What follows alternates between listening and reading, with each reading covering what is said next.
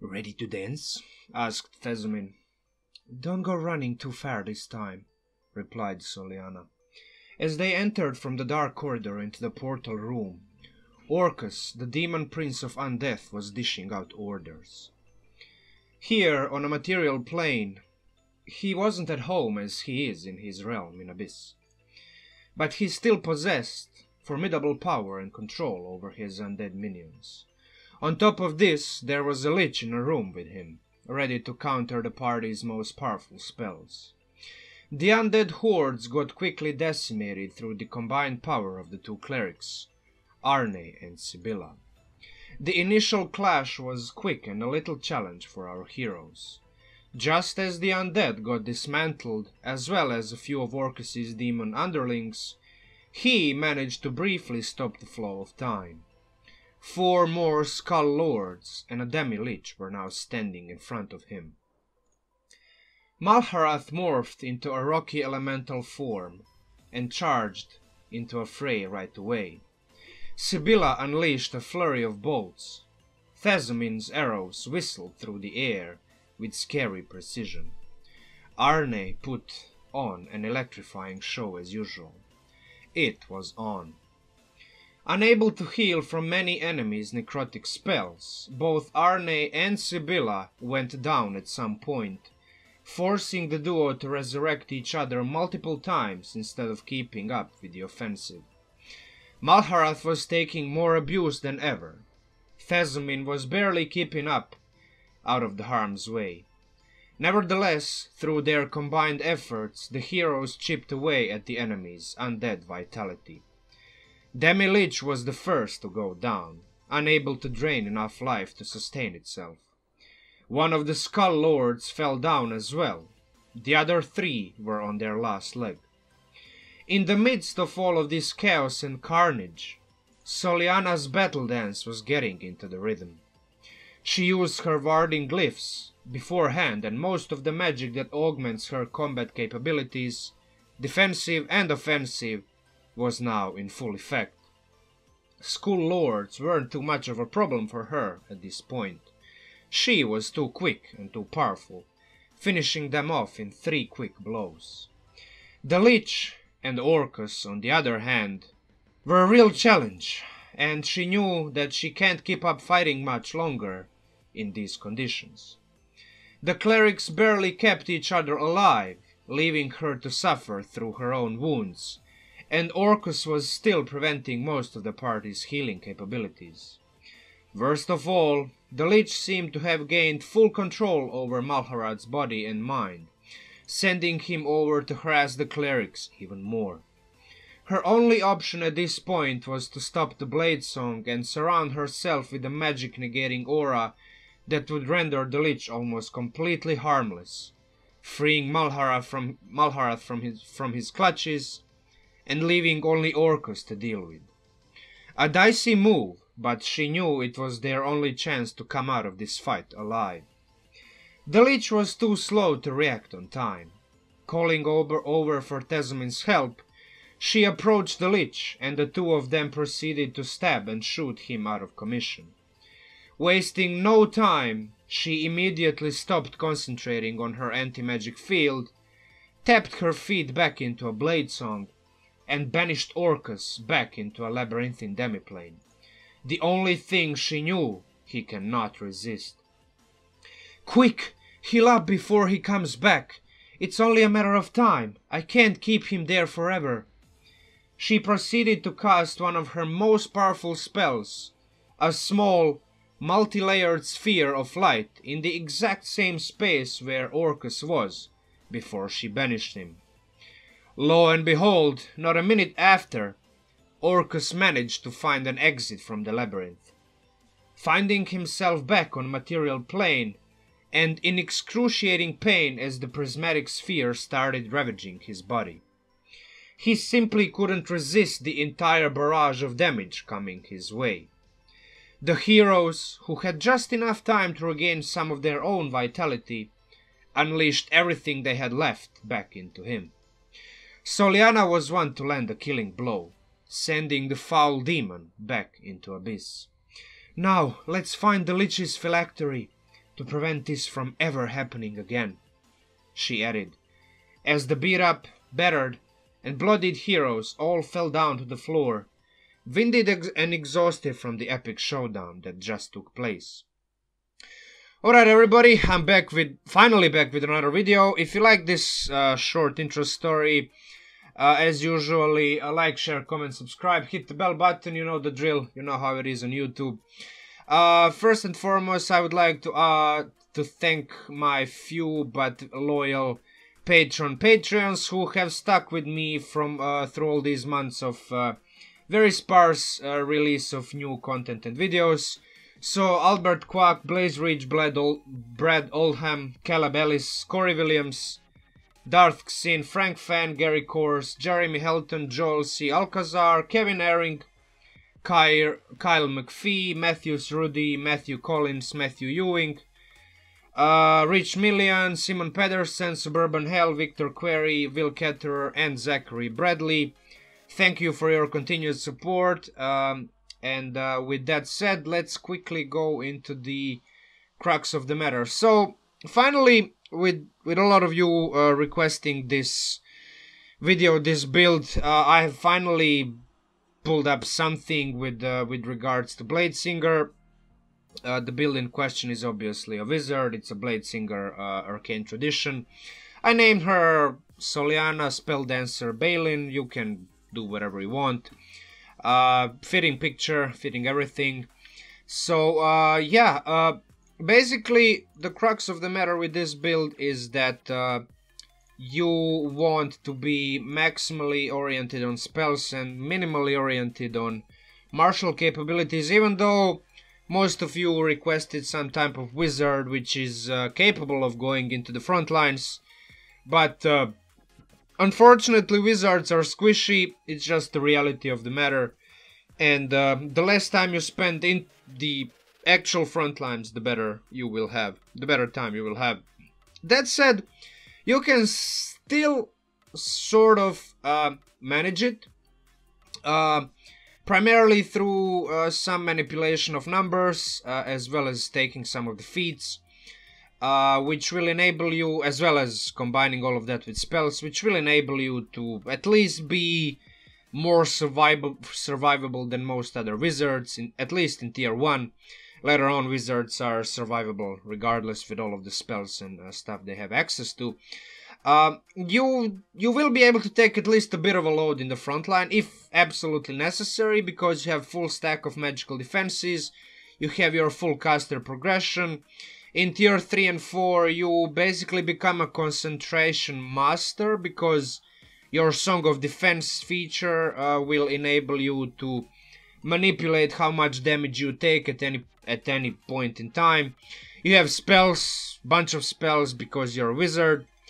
And yeah, basically with all of that said, your key features and spells combined with this point buy setup that we have in front of us on the screen. Basically, Blade Song, your level 2 feature, which you get as a Bladesinger wizard, enabling you to have all of these little nice things which bump up your AC, give you more movement speed, advantage on dex checks, acrobatic checks, as well as the most important feature of all, you gain bonus to Constitution saving throws that are equal to your intelligence modifier. So at some point you will have double digits in your Constitution saving throws, which will be a very, very neat feature, enabling you to combine it with Song of Defense, take as much or as little damage as you want, and then pretty much auto pass all the Constitution saving throws at least once that are triggered by the damage that comes your way. So Song of Defense, obviously a level 10 feature, a very, very good feature, which basically enables you to manipulate how much damage you take. You can take 0 damage, you can take just a little bit of damage, depending on the level of spell slot you decide to spend. And finally we have Spell Mastery, a basic wizard feature. This is your bread and butter in endgame, because you will have access to first and second level spells, which will basically which you will basically be able to cast as cantrips at will. Song of Victory on its own is not that good. It's a 14th level feature. It's decent when you just have to get into a melee and stab somebody with rapier, but on its own, especially considering how late you get it, it's not that good. So all of these features work in conjunction with spells. Notable spells, there's a sizable list here.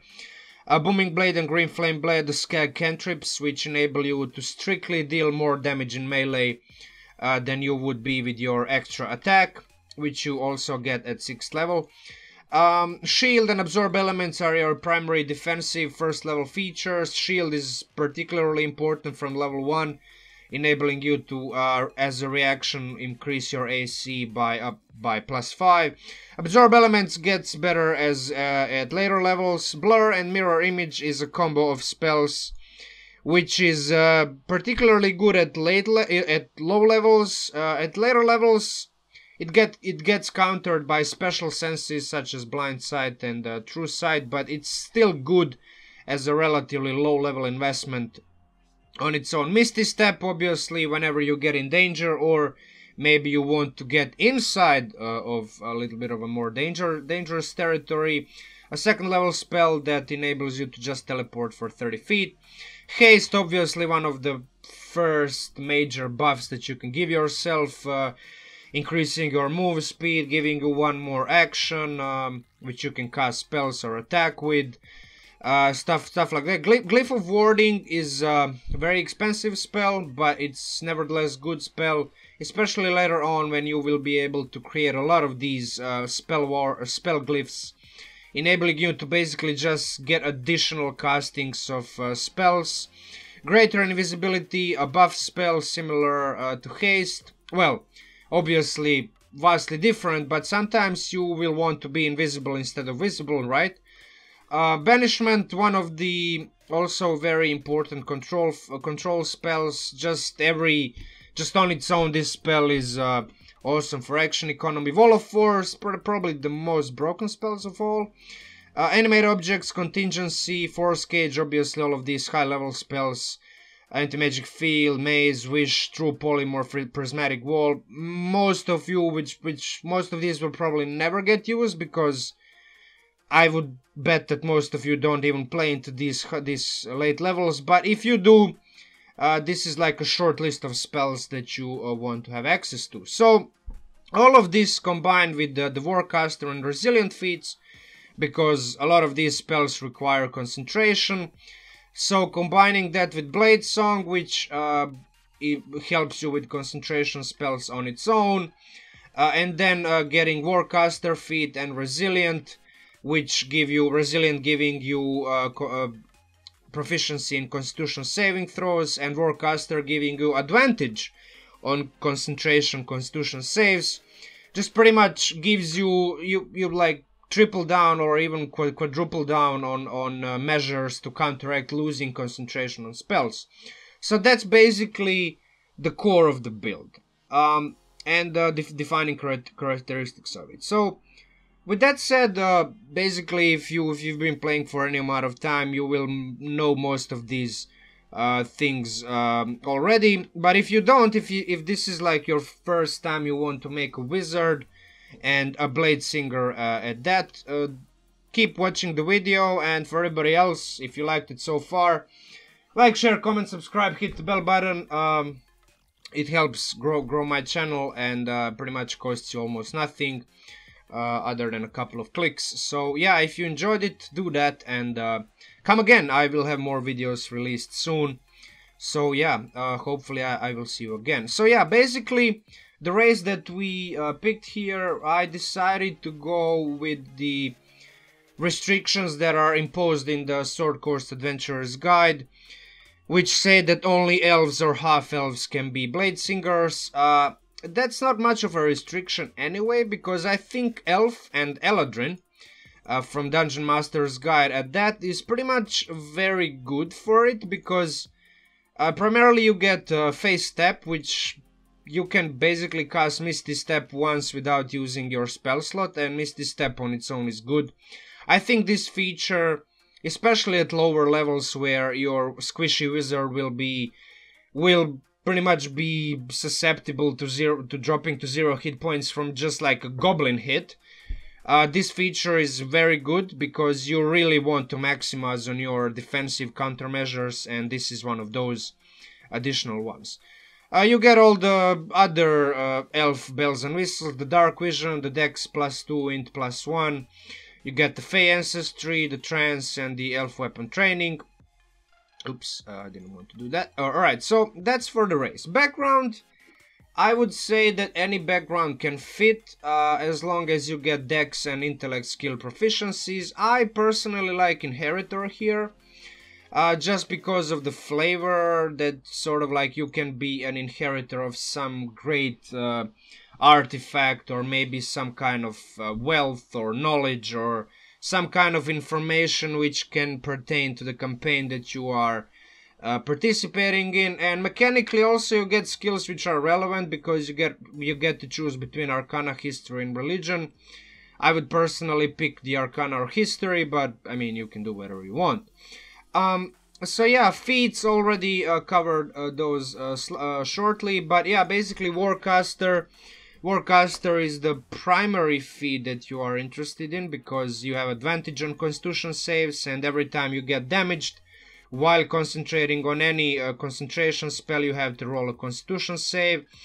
You can perform somatic components of spells even if you have both of your hands occupied with something, either a weapon or a shield. Now, I will add that you can definitely choose, especially on lower levels when your bonus action is pretty much going to get unused. You can opt to wield 2 weapons. Blade Song is written in a way that you, like, if you use 2 hands to make an attack with a weapon, but it doesn't say, strictly the way it's written, it doesn't say that you cannot use 1 weapon in both hands. Now talk to your DM. The bonus action attack with the weapon is not going to add much damage, it's just going to add 1d6.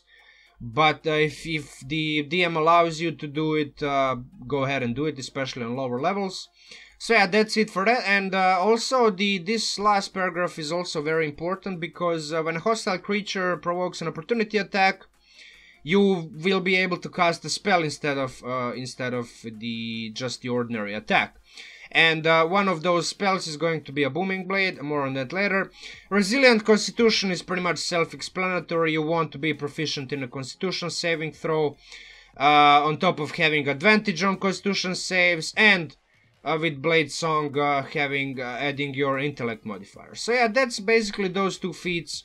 Not much else to be said. If you've watched any of my previous videos, you will already know that the combo of these 2 feats is very powerful on any character that heavily relies on concentration spells. So yeah, let's just quickly go over the Bladesinger Wizard. Already covered the Blade Song. You have your spell casting. You have your full casting spellcasting progression, Arcana recovery. You have your training in War and Song, which will enable you to wield to don light armor and have proficiency in one-handed melee weapon, which, granted, the option that makes most sense is rapier because it's a finesse weapon, so you can use it with your dexterity.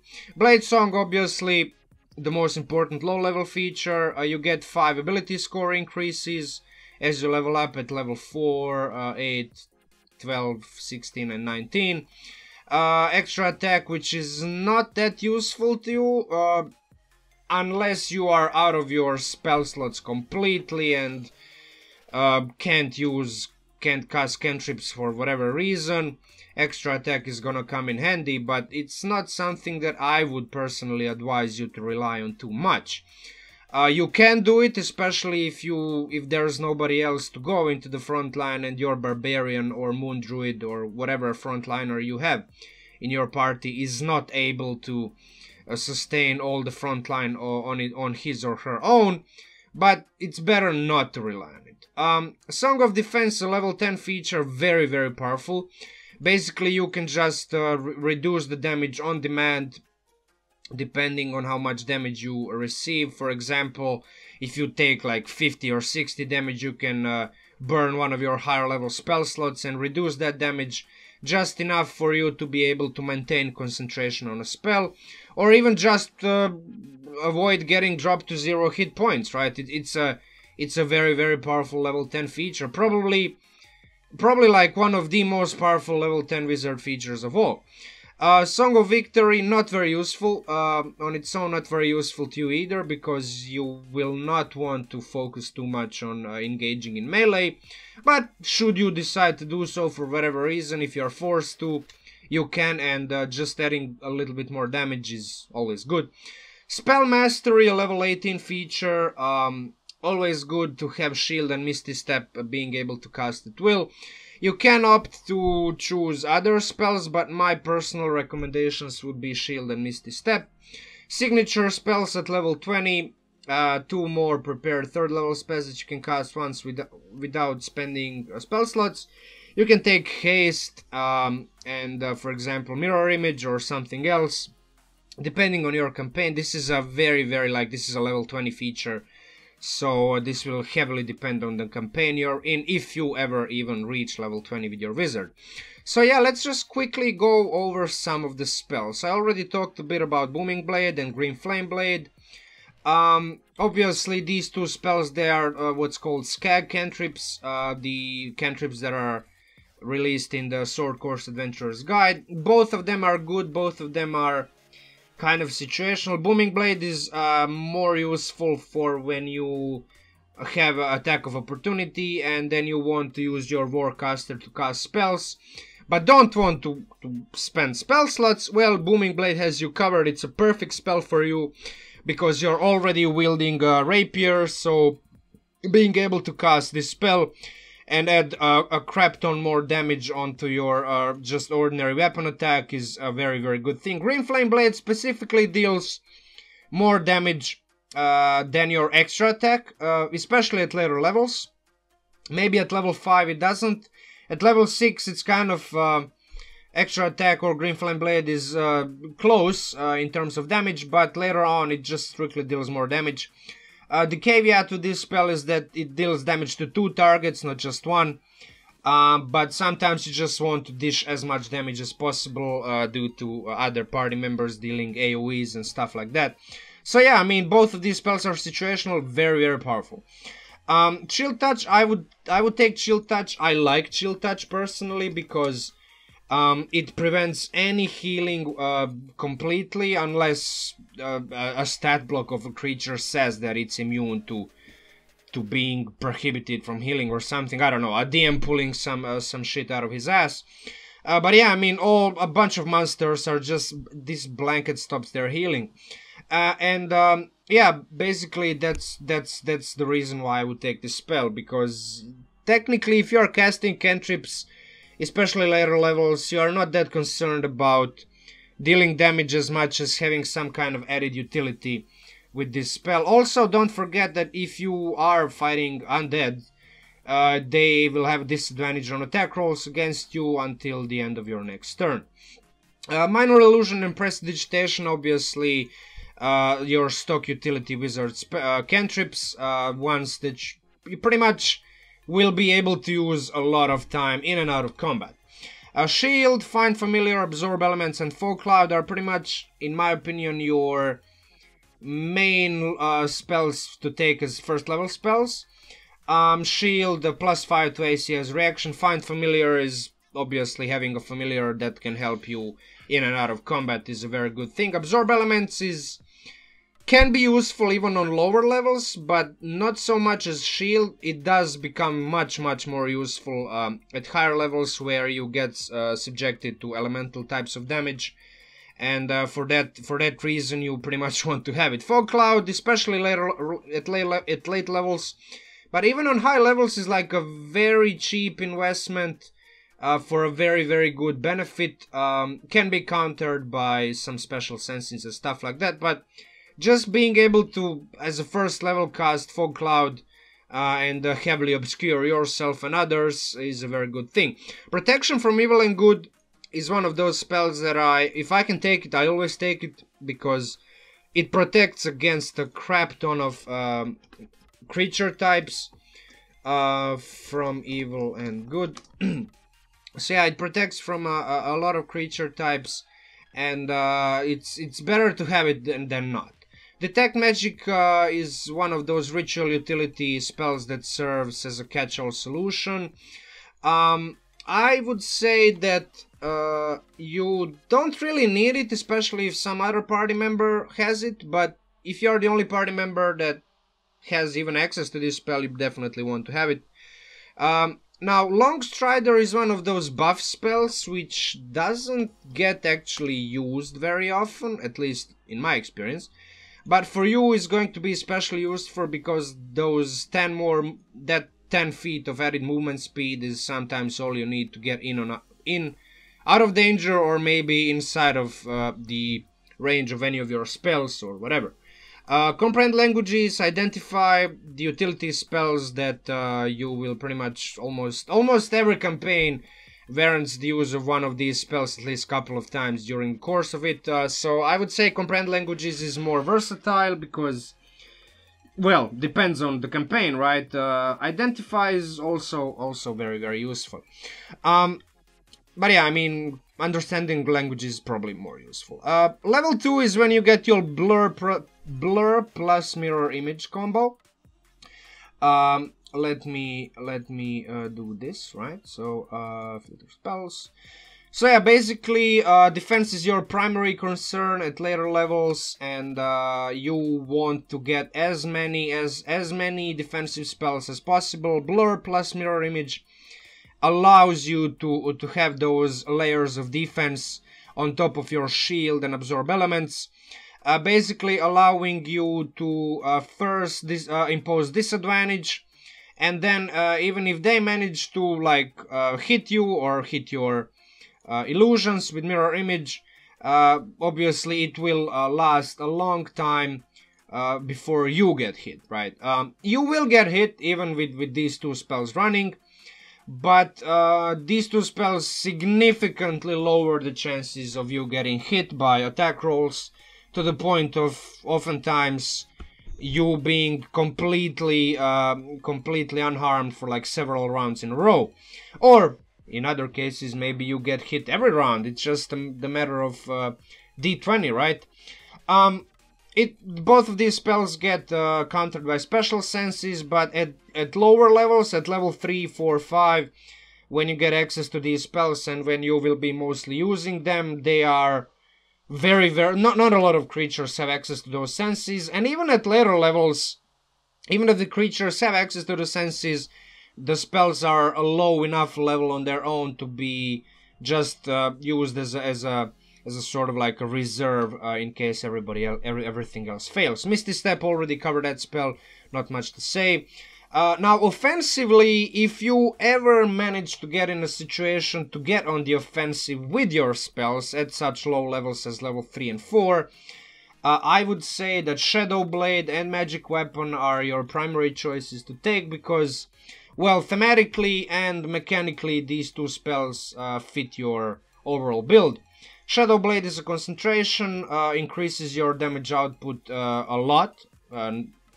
By a lot, I really mean a lot. It doubles your damage if you cast it as a level 2 spell. It triples your damage if you cast it as a level 3 spell, and it does a lot of damage to a single target, and you having access to extra attack at level 6 means that you will be able to hit stuff twice with the Shadow Blade. So yeah, it will deal a crap ton of damage. Now, Magic Weapon is more reliable because it increases your accuracy, but it doesn't increase your damage a lot. It only increases it by 1, 2, or 3, depending on the level that you cast it at. It's still good. I would probably pick Shadow Blade over Magic Weapon because I just personally like it more. I'm like an all-in person. But if you like consistency and reliability over just a chance of dealing more damage or no damage, yeah, pick Magic Weapon. So yeah, basically, once you hit level 5 as Bladesinger, you will get access to your bread and butter, which is Counterspell. It immediately, even at level 5, you will probably be subjected to situations where something or somebody will be casting spells on you, and having access to counter spell will sometimes make or break encounters. This spell magic, I would say you don't need it immediately, but definitely get it at some point. Because especially as you keep leveling up and fighting monsters or encounters or getting into situations where the spells will already be cast, and counter spell, obviously you cannot counter anything which has already been cast. In those situations, this spell magic is going to be more and more useful. Haste is your bread and butter as a self-buff spell. Especially because it synergizes with the blade cantrips from Skag, because it gives you one of those extra actions which you can use to cast spells, to attack, obviously. So yeah, basically, if you attack with this spell, and then use your action to cast one of these cantrips, you basically sort of have an extra attack with an added benefit of casting one of those cantrips, which is a very, very good thing, on top of increasing your AC, doubling your movement speed, advantage on dex saves, which are a very, very often type of encountered saving throw in a game. And yeah, it's a very, very good spell for the majority of the game. Even in end game, sometimes haste is all you need to just get in and out of danger, or maybe get inside of the range of your spells. So yeah, that's all you need. Blink, I would say, I mean, you don't really need it, but when you manage to chain Blink, Blur, and Mirror Image together, these trio of defensive spells almost guarantees that you won't get hit for a majority of combat. Now, obviously, you can always get hit, you can roll badly, the opponent can roll well, stuff like that happens, but, I mean, for the majority of time, if you get targeted a lot by enemies, and you can take these spells, and you can just combine them, it's really, really powerful. Now, Glyph of Warding is... At lower levels, it's very expensive, because it costs 200 gold pieces, but as you keep leveling up and as you keep earning more and more gold, you will be able to obviously upcast this spell. This part is the most interesting, because the spell Glyph allows you to store a prepared spell of 3rd level or lower in the Glyph by casting it as a part of creating the Glyph. So you can store haste, you can store counter spell, you can store mist, you can store all of these spells of the level that you obviously have access to, and later, right? Because you can upcast it. Now, obviously, it's limited by the amount of spells you have, but I mean, it lasts until dispelled or triggered. So the more and more of these spell glyphs you have prepared, you have cast and ready to be used, the more and more powerful you will be in combat, especially if you encounter something which without having access to this spell you normally wouldn't be able to cast. Now, this spell, there's a little bit of a controversy around this spell. Some DMs disallow it to be used that way, but it does specify that if the spell requires concentration, it lasts until the end of its full duration. Nowhere in the spell does it say that you need to be concentrating on a spell which has been stored in one of these spell glyphs. So technically, by rules as written, this spell allows you to have more than one concentration spell. It's up to a DM. Talk to your DM. It's one of those controversial topics. The fact that it costs gold to be able to cast every time says like it's a limiting factor, and a DM is perfectly able to limit the use of this spell by just not giving you a lot of gold. But in most campaigns, gold becomes sort of a non-factor, especially at later levels. So yeah, talk to your DM. Dimension Door and Polymorph. Dimension Door is sort of like your 300 feet teleport in and out of danger. Polymorph, sometimes you just want to turn your party member into a T-Rex or maybe even yourself. It's fun, sometimes it's useful, sometimes it's just for the lols, right? And now level 5 is where we...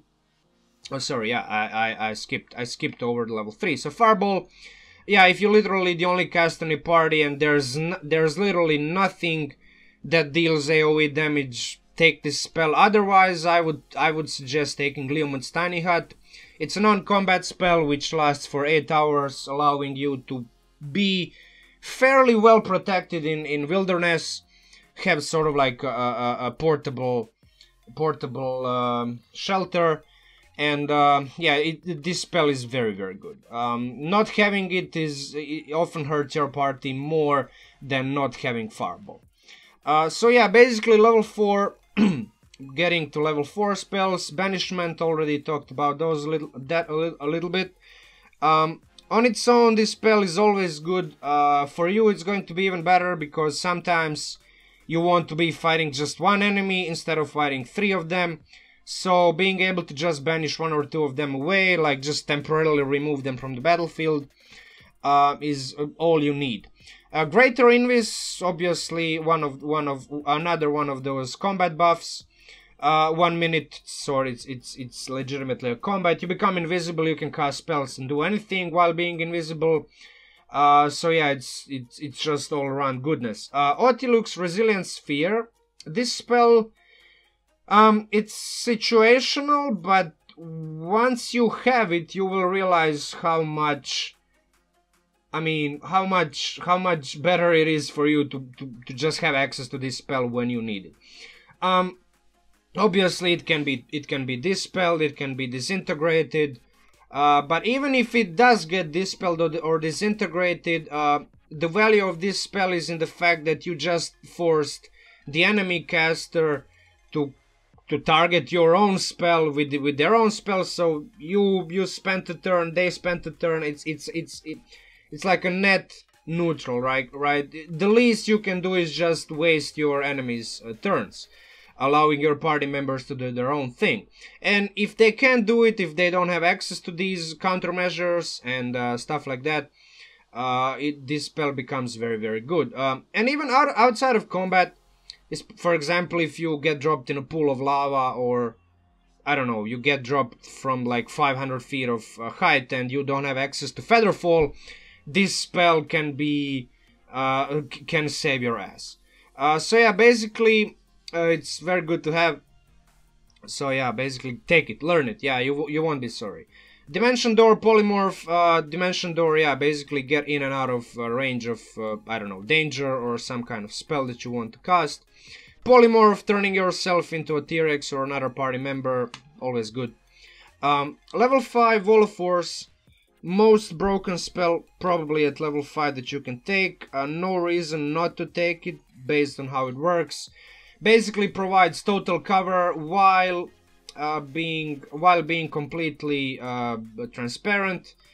I would personally change this spell. The way it works is kind of busted. It punches way above its level, but the way it's written, and if the obviously DM allows it to be used in a way it works. Yeah, I mean, there's no reason not to take it. Animate Objects is like your DPR spell, right? The good old drop 10 pebbles, stones, silver coins, each having 20 hit points and plus 8 bonus to hit and dealing 1d4 plus 4. So just casual 65 DPR with a single spell for one minute. Again, no reason not to take this spell. It's very good at level that you get it, and it's even later on you can upcast it. You can upcast this spell to have like 18 of those silver coins or pebbles, and it's like you're dealing a crap ton of damage with it, and you are forcing your enemy to cast maybe AoE spells or control spells, so you can indirectly affect the flow of combat that way. And obviously, it's a known fact that all the summoning spells, which Animate Objects is one of, are one of the most broken spells in the game, most powerful at least. Big Beast Hand is a very, very useful thing to have. It's not the most damaging spell, it's not the most specialized spell, let's call it like that, but like the fact that it has 4 different modes of operation is enough for you or any other wizard or mage who has access to this spell. Just take it, right? So yeah, that's that. Steel Wind Strike is your pure combat spell, which I've seen it in action many times so far, especially online. I wasn't sold on this spell before I saw it in action. What sold me on this spell is the fact that you oftentimes, especially on later levels, you get surrounded by more enemies than one, because most DMs know that just dropping one powerful enemy at a party is not enough to take it down. You oftentimes need 5 less powerful enemies to overwhelm the party with action economy.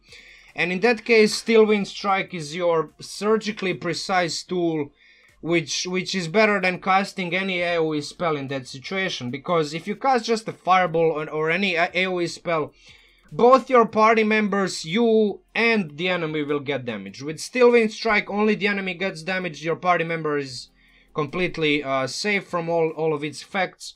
And in that regard, I'd say, like, when it's kind of situational, but when the situation arises, this is the spell to have.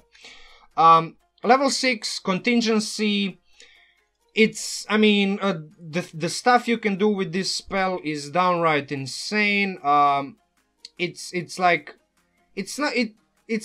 to the effect of a Glyph of Warning, but at the very least, it's very good to have access to just one more casting one of these high-level spells that you have. The first candidate is Otiluke's Resilient Sphere. I already talked about that spell. The other ones are Greater Invis, Big Beast Hand, Dimension Door.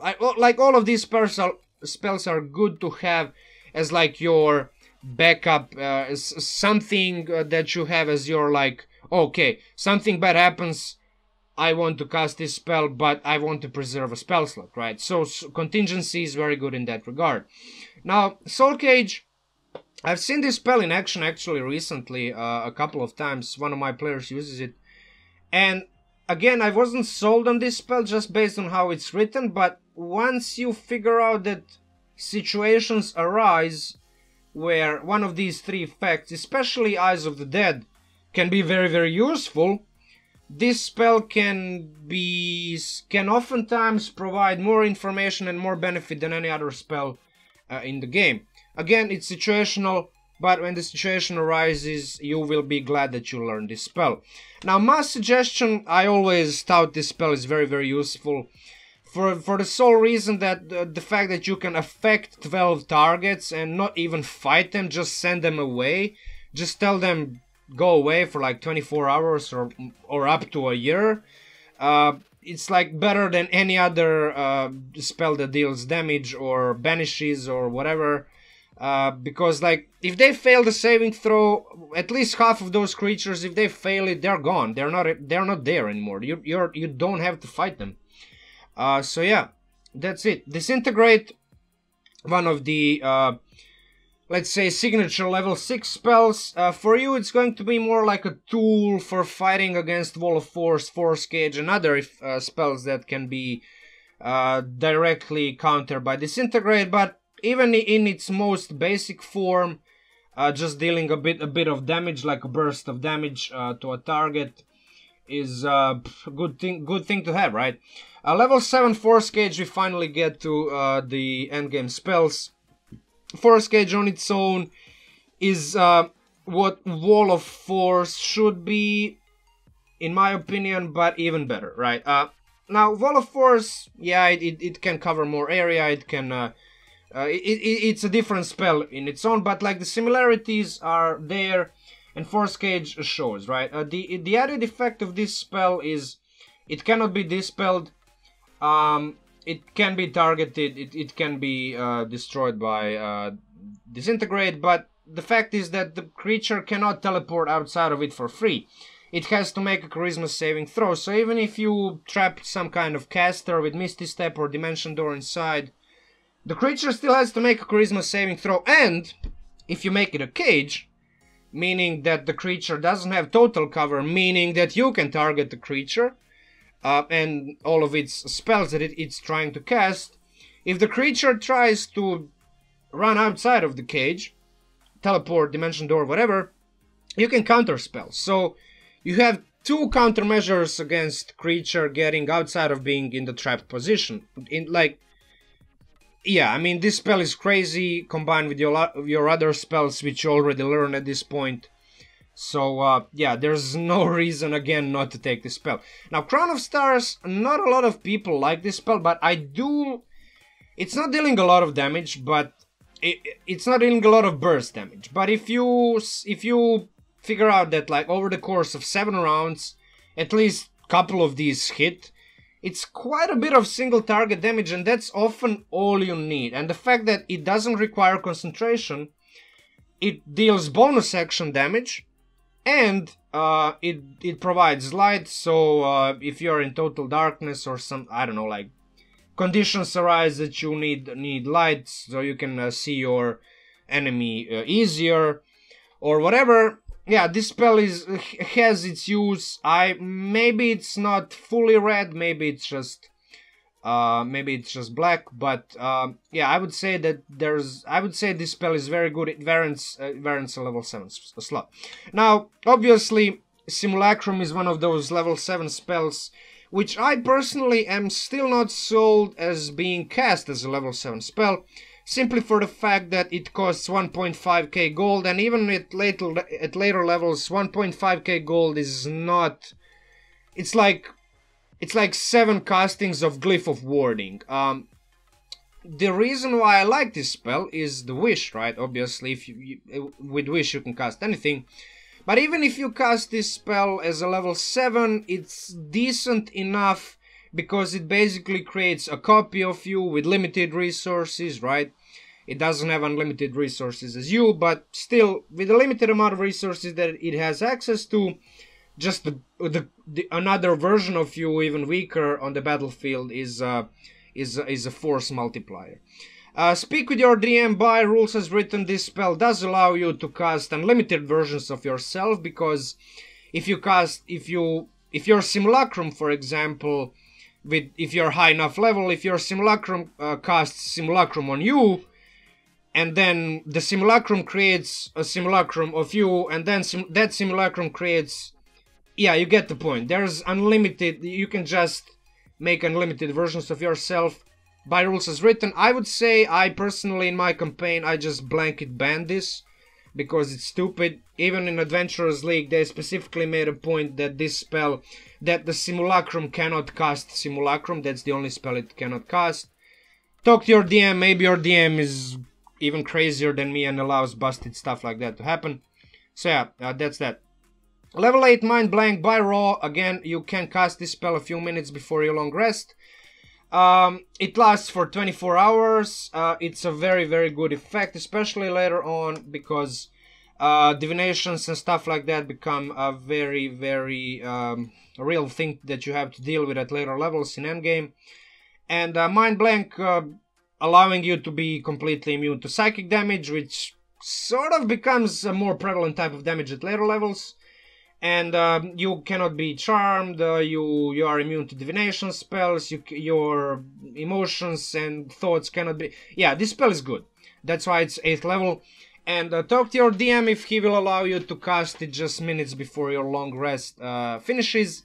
By rules as written, again, this is legal, but yeah, always talk to your DM. That's one of the first and last recommendations you will get from me. Anti-magic field. Now this is one of those catch-22 spells. I mean, it directly counters like almost all of your build, but sometimes when you're fighting other spellcaster, you kind of you get met with overwhelming odds, and your spells are not yeah, okay, so let me just do this. Alright, so your magical capabilities, let's call it like that, are not up to par to a spellcaster that you're fighting.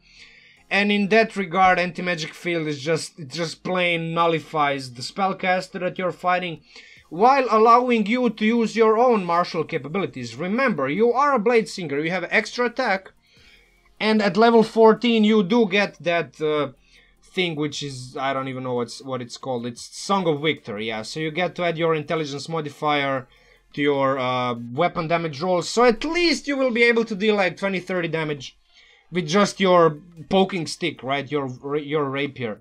And oftentimes putting spellcasters, like heavy spellcasters, in anti-magic field almost completely makes them harmless, in which case you can sort of like just blink them down, right, to 0 hit points. Maze is pretty much, I mean, if you want to remove one powerful enemy from the battlefield for almost like 100% guarantee that he or she or it will get affected by the effect of this spell, because not a lot of creatures are immune to 8 level spells, and this spell requires no saving throw. If it goes off, it goes off, right? If it doesn't get counterspelled, it doesn't get counterspelled.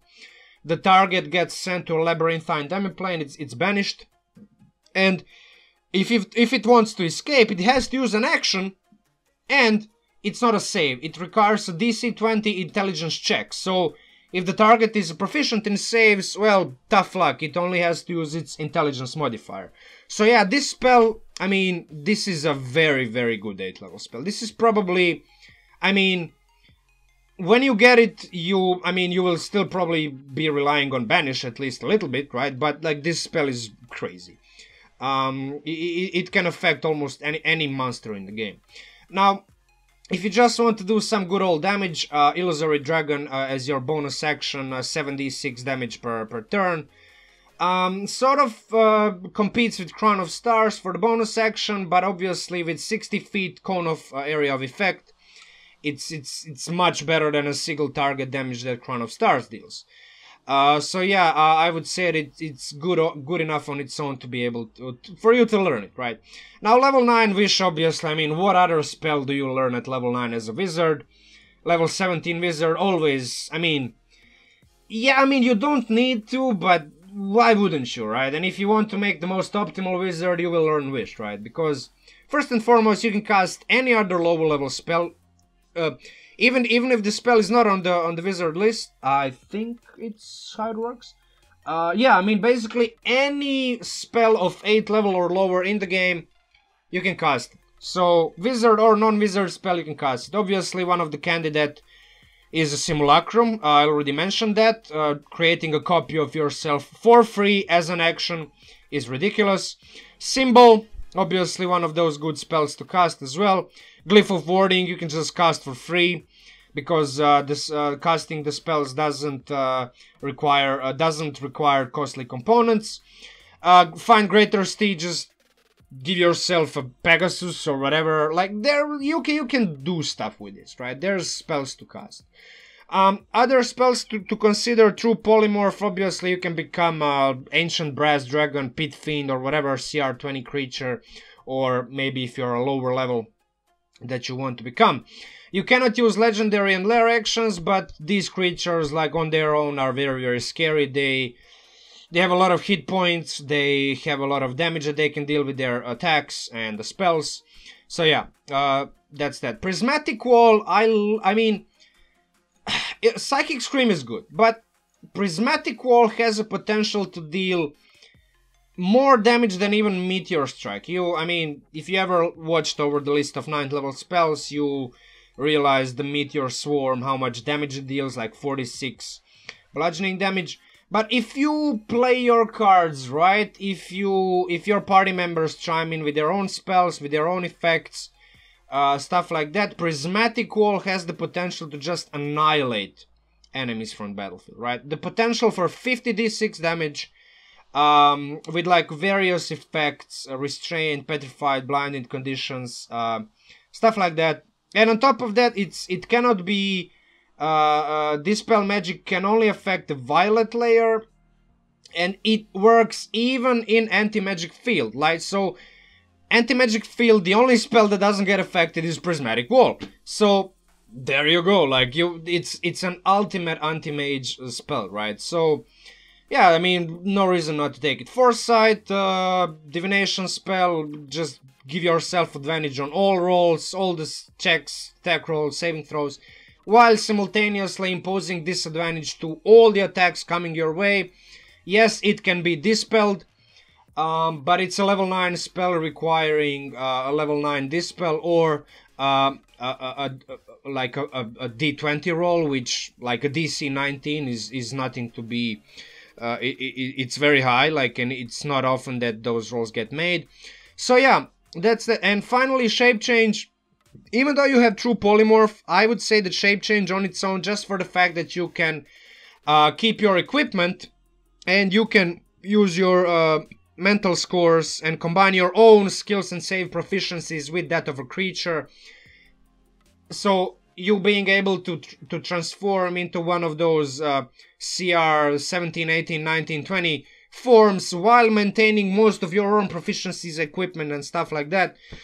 Yeah, I mean, this can be much more powerful on a battlefield than just a true polymorph. So yeah, with that said, that's about it. I mean, in a progression sense, I would say that in tier 1 and 2 campaigns that end around level 7 or 8, maybe you can say that taking one level of fighter for more hit points, the constitution save proficiency right off the bat, defense fighting style for a little bit more armor class, and second wind for additional healing.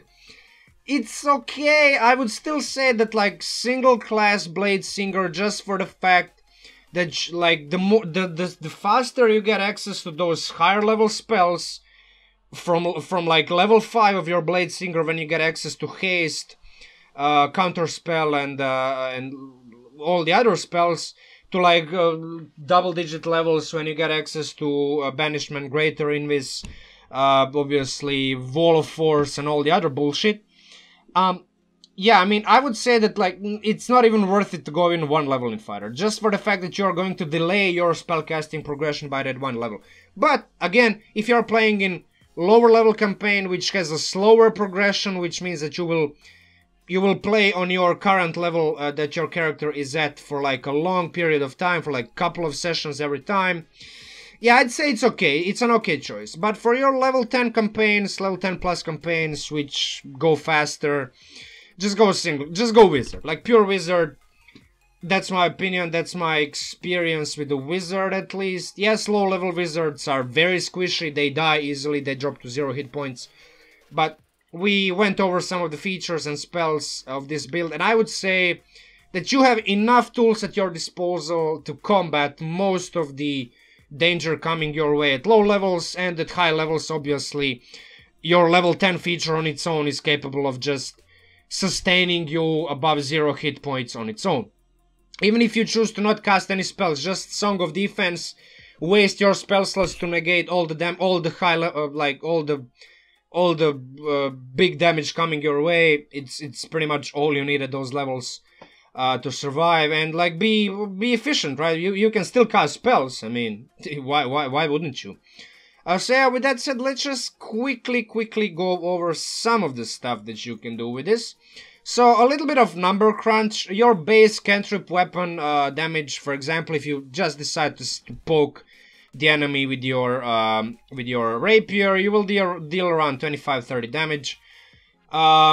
If you decide to cast Booming Blade or Green Flame Blade, the Booming Blade will be able to potentially deal around 45 damage to a single target if the target moves. Green Flame Blade is a guaranteed 45 to 50 damage to 2 targets, but again, situationally, the 2 targets have to be adjacent to each other. Now, level 5, like a level 5 spell slot, level 5 animate objects, damage per round is with a +8 to hit and a 1d4 +4 damage on a hit. This is like on average 65 damage to 1 or more targets, depending on what you order those coins or pebbles or stones to do. If you decide to do something ridiculous, like spend your level 9 spell slot to cast animate objects, they can potentially deal a crap ton of damage. obviously not all of those attack rolls are going to be hits, but I mean, even if half of these hits, it's still a lot of damage. Crown of Stars on its own, as a bonus action, obviously adds a little bit on that. So if you stack Crown of Stars with your booming blades, or even just your animate objects, whatever you decide to do, it's like additional 26 damage on average per turn to one target. And Crown of Stars, like you can, once you cast it, it's not a concentration, so you can concentrate on animate objects, cast Crown of Stars, like cast your booming blade, just like do like 150, 200 damage per round. So I mean, if you combine all of these spells and effects together, you can do more sustained damage per round with your like concentration spells, which you, by the way, are very capable at sustaining, because with your +3 to Constitution, with your +6 from Proficiency, and your Intelligence, also your Intelligence modifier being added to the Constitution saving throws, you have +14 to Constitution saving throws. So every time you get hit for like 50-60 damage, you just use your Song of Defense as a reaction and bring the damage down to manageable levels where you can auto pass those concentration checks. So yeah, you can pretty much, I mean, you can see how much damage this does. Like if you just focus on the pure numbers, pure damage, without even thinking about all of these other spells, like the effects of these spells, which are sometimes downward ridiculous, like just removing enemies from the battlefield, just like with the flick of a finger. Yeah, I mean, you are dealing a crap ton of damage. And Stillwind Strike, again, on its own, 5 targets, potential targets for like 33 damage to each one of those. Prismatic Wall, 50d6 potential damage of various types, with like 175 damage on average to a single target, or even more targets if you like trap more than one target inside, and with the help of your party members you manage to move them through the wall and then they fail the saving throws. Yeah, I mean, this is a lot of damage. And yeah, I mean, this is about it. This is the build. I would say like this is probably going to be fun for you to play at any level. For the fact that you get your Blade Song at level 2, you get your extra attack at level 6, so even if you just decide to poke somebody for like two swings per round, you will do a decent amount of damage, even as a wizard. And yeah, I mean, if you like this build, if you liked my take on the Bladesinger, and how I approach to building this very, I'm gonna say, a complex class to build. Like, it's not easy to build this, you know, like I'm not gonna say this is the best way. This is just my take on it. This is the closest to what I would do personally, right? To what I think, at least at this point in time, is the best thing to do. Or at least one of the most optimal things to do. So yeah, like, share, comment, subscribe, hit the bell button.